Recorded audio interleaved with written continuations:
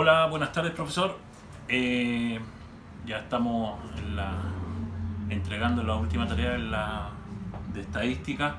Bueno, con respecto a sus consultas y que tiene que ver con las características principales de las variables, bueno, en este caso las variables nominales, es una variable que en particular no tiene un orden, ¿ya?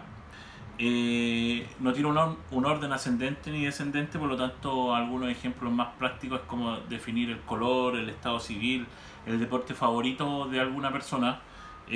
La nacionalidad, por ejemplo, no tiene un orden esquemático dentro de una tabla, por ejemplo.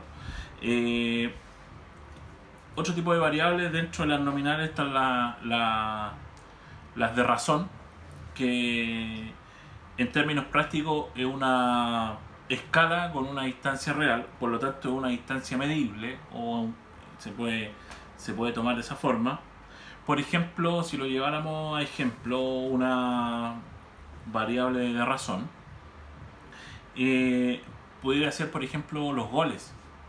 ¿Por qué? Porque en esta variable una de las condiciones es que el cero sí genera o constituye una ausencia. Por lo tanto, en este caso podríamos medir distancias, podríamos medir los goles en un partido de fútbol, etcétera.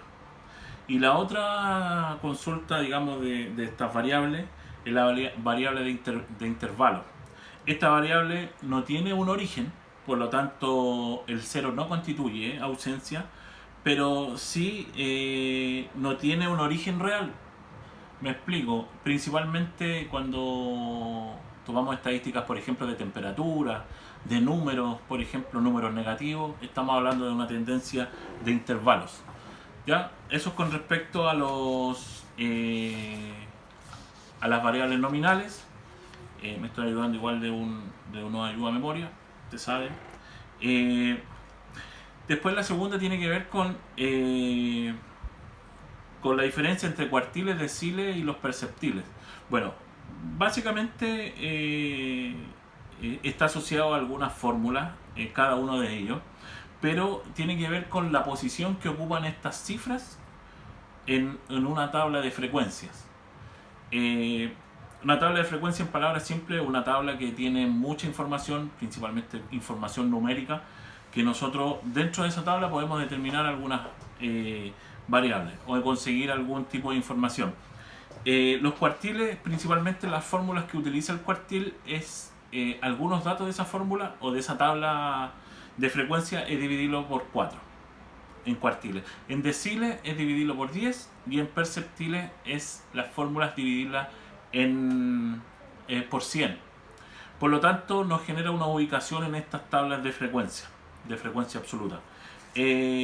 He podido indagar que dentro de la mayor cantidad de utilización de esta herramienta de los deciles, perceptiles o cuartiles, estamos hablando de estadísticas sociales, principalmente socioeconómicas, sociocultural, también de socioestudiantil. Por lo tanto, los gobiernos centrales, principalmente los gobiernos utilizan bastante este tipo de estadísticas para entregar o no entregar alguna ayuda y escalonar a las personas o a la población dentro de estos percentiles o dentro de estos cuartiles. Con respecto a la última consulta y que tiene que ver con las relaciones de medida que tiene la tendencia central con una distribución simétrica, simétrica positiva o simétrica negativa. Bueno, partiendo de la base que la tendencia central hablamos de la media, la mediana y la moda.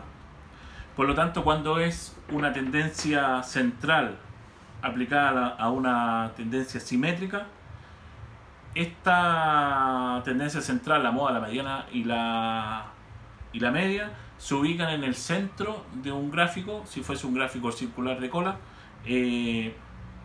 o un gráfico de cola, sería en el centro y tienen exactamente el mismo valor los tres, la tendencia central. Pero cuando pasamos a una tendencia asimétrica, pero existen dos, asimétrica positiva y la negativa, o la simétrica positiva que va hacia la derecha, o también se le conoce como asimétrica derecha, no tienen el mismo valor.